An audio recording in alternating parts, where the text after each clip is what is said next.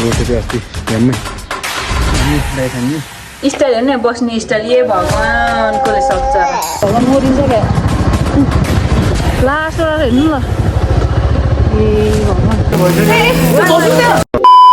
Hello guys good morning स्वागत छ हजुरलाई मेरो न्यू डे न्यू भ्लगमा आजको भ्लग एकदमै रमाइलो रहनेछ त्यसैले भिडियोलाई अन्तिमसम्म हेरिदिनु होला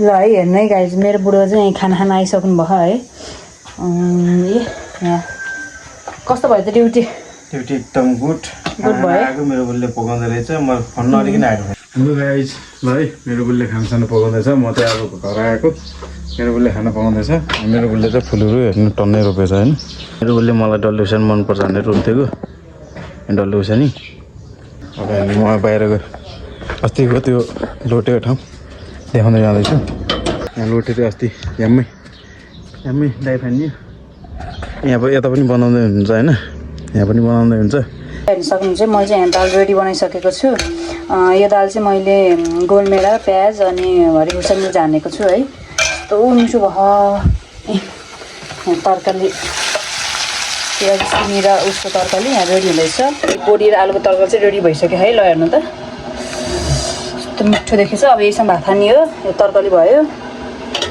दाल चाहिँ त्यहाँ छ यो चटनी बनाउने भनेर बुढोले यहाँ चाहिँ लसुन छोडाउँदै हुनुहुन्छ है लसुन छोडाउनु पऱ्यो नि काम त गर्नुपर्ने फेरि साग पनि झ्याउँछ मैले यहाँ चटनी रेडी बनाइसकेको छु यहाँ तरकारी दाल कस्तो भयो बुढो मिठो भयो है चटनी बनाएको छु हेर्नु मिठो खालको चटनी लगायो भने त चाहन्छ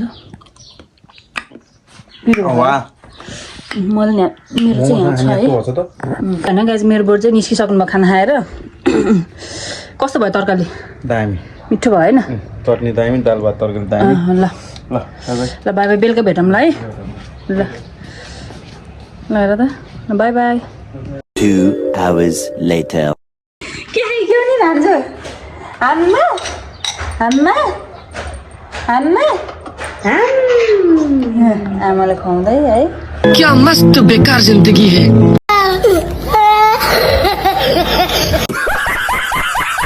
मिठो मिठो रहेछ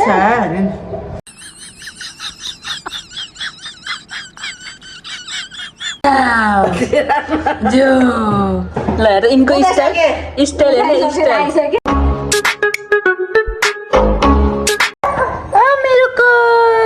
मेरोकोले त आज कति खाएको है खोक्चिन्छ अनि डर लाउँछ त आँखा हेरि कत्रो ए आमा ल त ल नाक्यो त रुवाले अस्तिको चाइनिज आमा है उहाँ हुनुहुन्छ ऊ चाइनिज आमा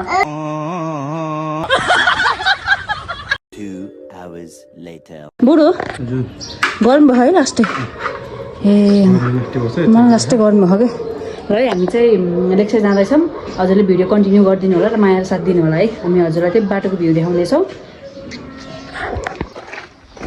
बुढो किन र अगाडि हिँड्ने एक्लै यता नि हेरिदिनु पऱ्यो कि गाइजहरूलाई गर्मी भएर आज गर्मी त खासै छैन छानो त पानी पर्यो शीतल पानी शीतल छ त्यो पनि त हप्पली जस्तो हुने कि घाममा लाग्छ है ल हेर्नु गाइज हामी चाहिँ लेक्चर जाँदैछौँ उत्तम चोक हामी सरल र अमरसिंह जाने बाटो चाहिँ उत्तम चोक जाने बाटो ल हेर्नु हजुरले भ्यू इन्जोय गर्नु है हेरेर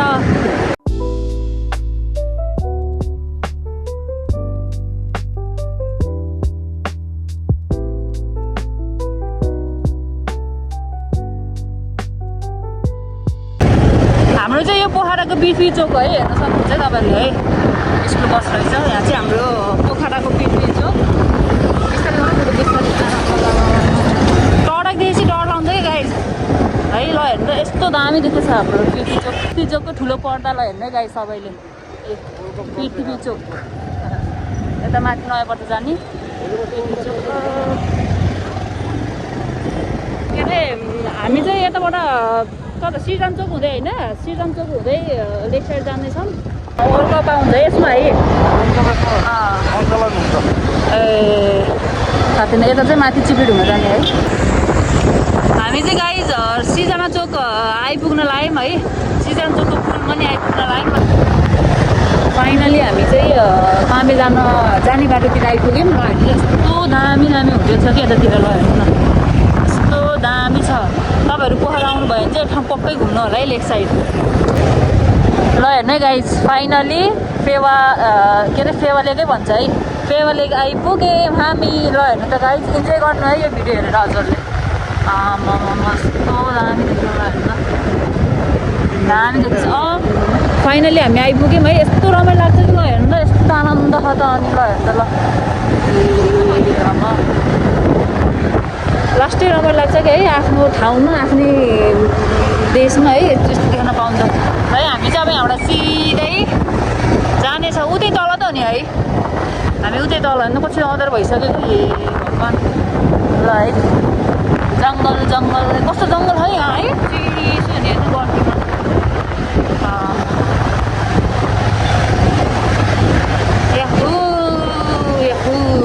हमारे हिँड्नु पर्ला है।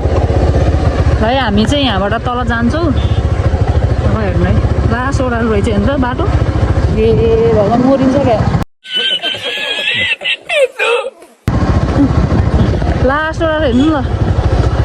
ए भगवान्, सनसेटको भ्यू देखेको कि लाइटको भ्यू देखेको, कति अँधेरो हो भित्र। ए बुढो लाइटवाला न हो, लाइटवाला के भयो ल हेर्नु त गाइज, कति अँधेरो भित्र।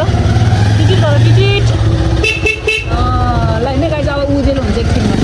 याहु ल हेर्नु मेरो म्याजिक, अनि त्यस्तो दामी छ ल।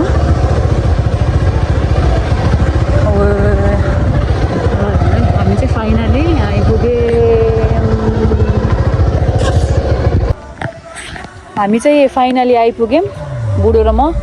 ल हेर्नु म हजुरलाई यहाँको भ्यू देखाउने छु है।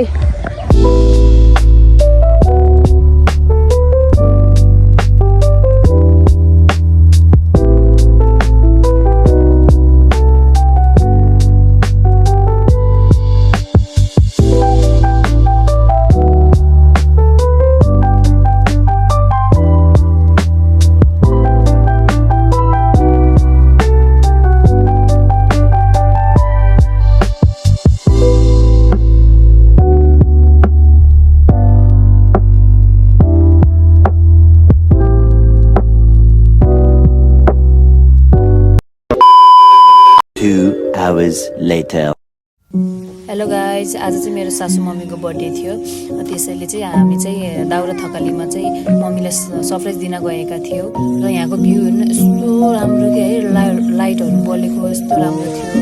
एकछिनपछि हामी चाहिँ भित्र गयौँ है सबैजना। यहाँको स्टाफहरू चाहिँ एकदम स्विट हुनुहुन्थ्यो कि। यहाँको भ्यू हेर्नु, भ्यू यस्तो राम्रो कि मान्छेहरू कति हुनुहुन्छ हेर्नु त, यति धेरै हुन्छ कि मान्छेहरू चाहिँ। हामी चाहिँ सरर हिँड्दै हिँड्दै भित्र गयौँ है।